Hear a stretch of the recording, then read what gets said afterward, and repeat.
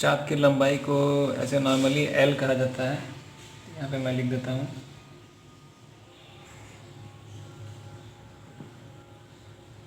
L. और अब इसके अंदर एक एरिया भी बन रहा है। ये एरिया हो गया, इसको मैं फिल कर देता हूँ। ये एरिया हो गया। तो इस एरिया को निकालने के लिए भी कुछ फार्मूला होगा। तो जी हाँ, इसके लिए भी फार्मूला है।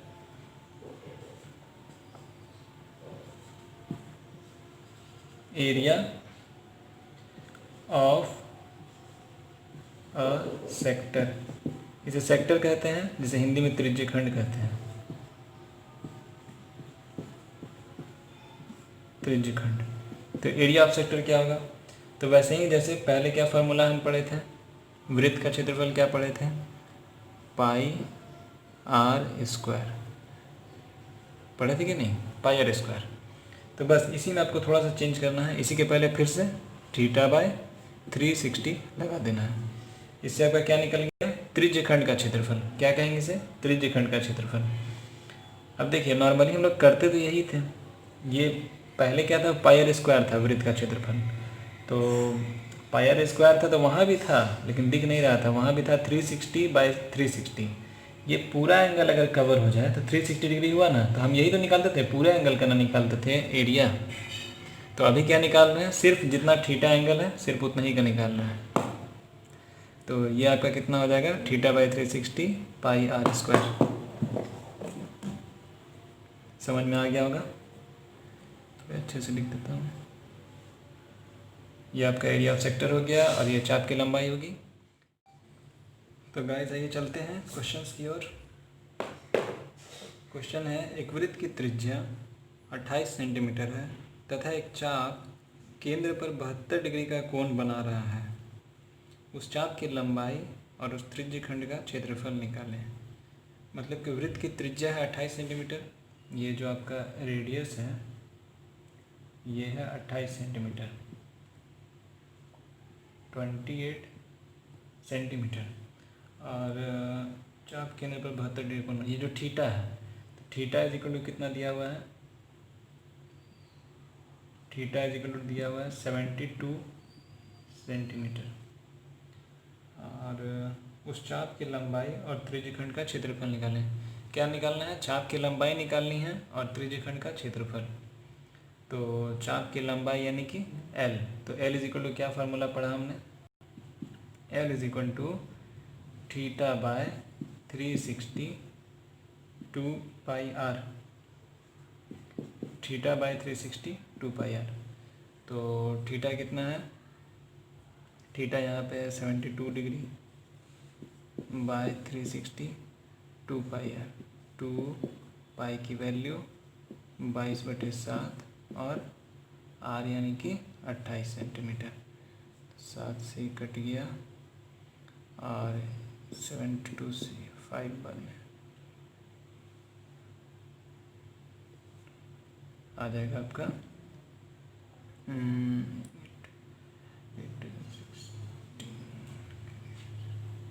176/5, या फिर 5 3 15 5 5 25 5 2 10, 35.2 सेंटीमीटर आंसर। ये चूँकि लंबाई है, ये एरिया नहीं है, इसलिए ये 35.2 सेंटीमीटर में हो जाएगा, सेंटीमीटर स्क्वायर नहीं होगा। तो इस क्वेश्चन में हमने लेंथ ऑफ आर्क निकाला। अब इसमें एरिया निकालना है, एरिया ऑफ सेक्टर, यानी कि त्रिज्यखंड का क्षेत्रफल निकालना है। तो त्रिज्यखंड का क्षेत्रफल के लिए हमने फॉर्मूला पढ़ा अभी, एरिया इज इक्वल टू, पूरा लिख देता हूँ, area of sector is equal to, जहाँ की सेक्टर मतलब क्या है मेरा, त्रिज्यखंड, त्रिज्यखंड। तो एरिया ऑफ सेक्टर हमने क्या पढ़ा है, theta by 360 pi r square. बस सिंपल है, इसमें पुट कर देना है। थीटा की वैल्यू है 72 degree by 360 pi r square, r की वैल्यू 28, 72 से ये 5 बार में कट जाएगा, 7 4 ज़ा 28 मल्टीप्लाई करने पे आपकी वैल्यू आ जाएगी 492.8 सेंटीमीटर स्क्वायर। ये आपका आंसर हो गया। इस तरह से हमने इस नए कॉन्सेप्ट पे लेंथ ऑफ आर्क भी निकाल लिया और एरिया ऑफ सेक्टर भी निकाल लिया। आपने भी देखा होगा कितना आसान है ये। चलिए चलते हैं नेक्स्ट क्वेश्चन की ओर। अगला क्वेश्चन है आपके लिए कि यदि एक वृत्त की त्रिज्या 50% घटा दी जाए, मतलब वृत्त की त्रिज्या नॉर्मली जितना है उसमें क्या किए हैं 50% घटा दिए हैं, यानी कि सीधा सीधा उसे आधा कर दिया गया त्रिज्या को, तो इसके क्षेत्रफल में कितनी कमी हो जाएगी, क्षेत्रफल में कितनी कमी होगी। तो पहले इसके लिए एक वृत्त बनाते हैं।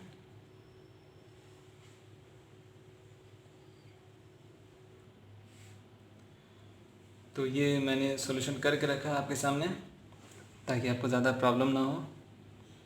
देख के तो कुछ भी समझ में नहीं आ रहा होगा, तो चलिए समझाते हैं। यहाँ पे इस सर्कल का रेडियस है r और इस सर्कल का रेडियस हम माने r/2। 50% इससे कम है, 50% कम का मतलब 50% ही हो गया, मतलब उसका आधा हो गया। तो यहाँ पर मेरा जो एरिया है वो A1 = πr² हो गया।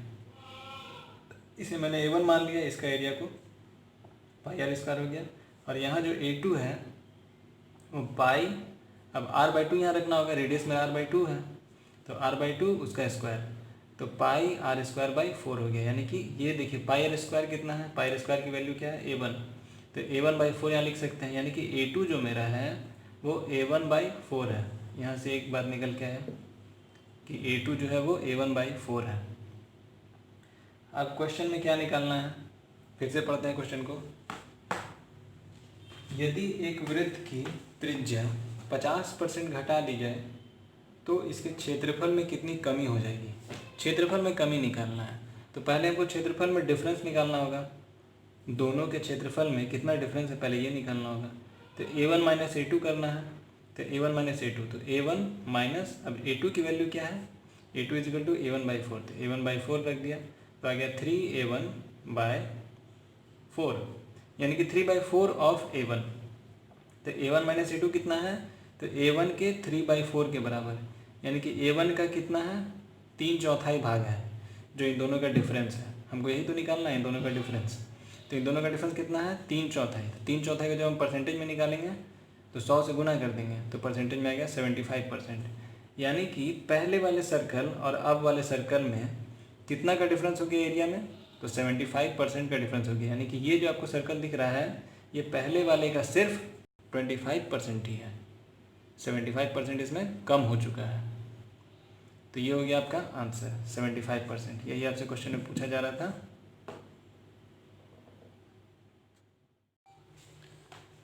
तो जैसा कि अगला क्वेश्चन स्क्रीन पर दिखाई दे रहा है, एक घड़ी की मिनट की सुई 1.5 सेंटीमीटर लंबी है। 40 मिनट के दौरान मिनट की सुई द्वारा तय की गई दूरी ज्ञात करें। 40 मिनट के दौरान, यानी कि ये जो मिनट की सुई है, ये मैंने फिगर पहले से आपके लिए बना के रखा है, ये मिनट की सुई है, ये 40 मिनट में, यानी कि अगर हम यहाँ से लेते हैं 0 से रेफरेंस अगर लेते हैं तो यहाँ से 40 मिनट कहाँ पे हो जाएगा, यहाँ पे हो जाएगा। यहाँ पे 8 लिखा हुआ होता है घड़ी में, यहाँ पे 12 लिखा रहता है। तो यहाँ से जाके मिनट की सुई यहाँ पे रुकेगी 40 मिनट के बाद। तो क्वेश्चन में पूछा जा रहा है, पहले क्वेश्चन को समझना अच्छे से ज़रूरी है। क्वेश्चन में पूछा जा रहा है कि ये जो मिनट की सुई है इसे आपको यहाँ पे समझना होगा, यहाँ पे सटी हुई है। तो यहाँ से यहाँ तक की दूरी, ये दूरी कितनी है, मिनट की सुई द्वारा 40 मिनट में तय की गई दूरी, इसे माना गया है क्वेश्चन में। तो ये दूरी निकालनी है, यानी कि ये क्या निकालना है, ये क्या हो गया, एक थीटा के सामने एक चाप हो गया, आर्क हो गया एक। तो हमें क्या निकालना है, लेंथ ऑफ आर्क निकालना है, यानी कि जिसे हम एल बोलते हैं शॉर्ट में, एल निकालना है। तो एल के लिए क्या था फार्मूला, θ/360 2πr। यहाँ पे हमें आर तो पता है 1.5 सेंटीमीटर, लेकिन थीटा नहीं पता है, तो थीटा निकालना पड़ेगा। तो थीटा कैसे निकलेगा, तो घड़ी में ये जो डिस्टेंस होता है, ये 5 मिनट का जो डिस्टेंस होता है, ये 5 मिनट 30 डिग्री के बराबर होता है। तो ये अगर 30 डिग्री है और ऐसा 5 मिनट का कितना डिस्टेंस है, कितना पार्ट्स है यहाँ पे, तो 1 2 3 4 5 6 7 8, टोटल 5 मिनट कितना हो गया, 8 हो गया। तो जब 1 5 मिनट 30 डिग्री के बराबर है तो 8 5 मिनट कितना डिग्री के बराबर होगा, तो 240 डिग्री हो जाएगा। यानी कि थीटा मेरा निकल गया कितना, 240 डिग्री। आप खुद से कैलकुलेट कर सकते हैं। यहाँ से यहाँ तक का जो है ये 30 डिग्री होता है। 30 डिग्री 30 डिग्री 30 डिग्री मल्टीप्लाई कर दिए 8 से, तो 30 इंटू 8 हो गया 240 degree. 240 degree by 360 degree into 2 pi r. 2 pi r की वैल्यू हो गई 1.5 सेंटीमीटर। तो इससे कट जाएगा 60 से, ये 4 बार में, ये 6 बार में, फिर 2 2 ज़ार 4, 2 3 ज़ार 6, 3 उसका पॉइंट 3 5 ज़ार 15 एंड 5 2 ज़ार 10, 2 से 2 गया, ऊपर में बच गया 44, नीचे में बच गया 7, यानी कि 44/7 सेंटीमीटर इतना डिस्टेंस ये तय किया मिनट की सुई। ये आपका आंसर हो गया। इसे पॉइंट में अगर आंसर हो तो पॉइंट में आंसर निकाल सकते हैं जैसा हो। तो चलते हैं गाइस नेक्स्ट क्वेश्चन की ओर। नेक्स्ट आपका क्वेश्चन है कि एक आयत की लंबाई 7 मीटर है और चौड़ाई 6 मीटर है। तो ये देखिए एक आयत मैं बना रखा हूँ पहले से, जिसकी लंबाई 7 मीटर है, चौड़ाई 6 मीटर है। और इस आयत के अंदर बन सकने वाले बड़े से बड़े वृत्त का क्षेत्रफल क्या होगा। मतलब कि पूछा जा रहा है कि इस आयत के अंदर सबसे बड़ा वृत्त जो बन सकता है उसका क्षेत्रफल क्या होगा। तो क्वेश्चन से क्लियर है कि वृत्त जो है वो आयत के अंदर बनेगा, आयत के बाहर नहीं जाएगा। अब आयत के अंदर बनेगा, अगर सबसे बड़ा बनाना है तो इन दोनों किनारों को टच कर सकता है, और अगर इन दोनों किनारों को टच करने की कोशिश किया तो ये वृत्त जो है इससे बाहर हो जाएगा।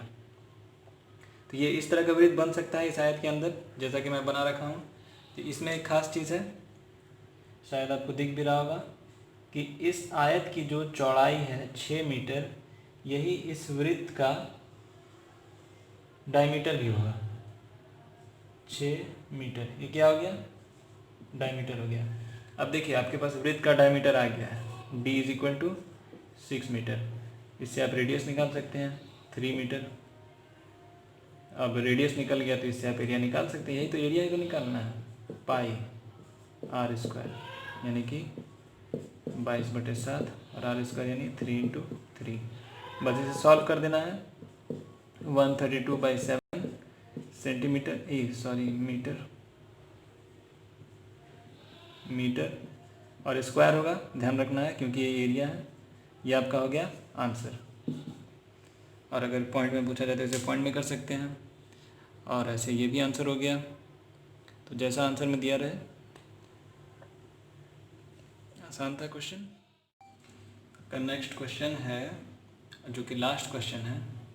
ऐसा नहीं कि लास्ट है, अगर इसके बाद मुझे कमेंट्स आते हैं कि और भी क्वेश्चन चाहिए या आप ही कुछ क्वेश्चन भेज दें, व्यूवर्स आपके लिए कह रहा हूँ, आप ही कुछ क्वेश्चन भेज दें तो मैं उन्हें भी सॉल्व करूँगा। लेकिन अभी के लिए ये लास्ट क्वेश्चन है। चलिए पढ़ते हैं। 4 घोड़े एक वर्ग के कोनों पर बंधे हुए हैं। एक वर्ग है तो स्क्वायर है, जिसके कोने हैं तो वर्ग के कोने होते हैं, तो चारों कोने पे एक एक घोड़े बंधे हुए हैं और उस वर्ग की भुजा की लंबाई है 14 मीटर। घोड़े इस तरह से बंधे हुए हैं कि एक घोड़ा 2 और घोड़ों को छू सकता है। तो घोड़ों द्वारा चरने के लिए उपलब्ध ज़मीन का क्षेत्रफल निकालें। तो काफ़ी चीज़ें तो क्वेश्चन पढ़ने में ही क्लियर हो गई होंगी, उतना हार्ड क्वेश्चन तो है नहीं। चलिए फिर भी देखते हैं। तो इसमें आपको एक स्क्वायर दिख रहा है जिसके चारों ओर ये कोनों पर घोड़े बंधे हुए हैं। चलिए चारों घोड़े हो गए। अब ये घोड़े ऐसे चढ़ सकते हैं घास के मैदान को, तो आखिर ये एक रेडियस के अलॉन्ग ही तो चलेंगे ना, एक रेडियस रहेगा, इस रेडियस के अलॉन्ग से चलेंगे। तो ये घोड़ा भी वैसे ही चढ़ सकता है, ये घोड़ा भी, ये घोड़ा भी। तो ये घोड़ा जो है ये घोड़ा इन दो घोड़ों को, जो यहाँ पे बंधा हुआ है ये यहाँ तक आ सकता है लास्ट, और ये घोड़ा यहाँ तक आ सकता है लास्ट। तो यहाँ पे ये दोनों एक दूसरे को टच कर सकते हैं। वैसे ही सेम यहाँ पे केस है। तो इस तरह का फिगर आपका बन गया। अब इसमें आपको निकालना है कि ये जिस एरिया को घोड़े चढ़ सकते हैं, जहाँ पे घास है, तो ये एरिया कितना है, ये टोटल एरिया निकालना है। तो ये टोटल एरिया निकाल देते हैं। ये टोटल एरिया कैसे निकलेगा, तो ये आपको एक त्रिज्यखंड दिख रहा होगा। अगर इसे मैं बना दूं ऐसे, इसे बनाता हूँ, ये एक सर्कल का पार्ट है अगर ध्यान से देखा जाए तो।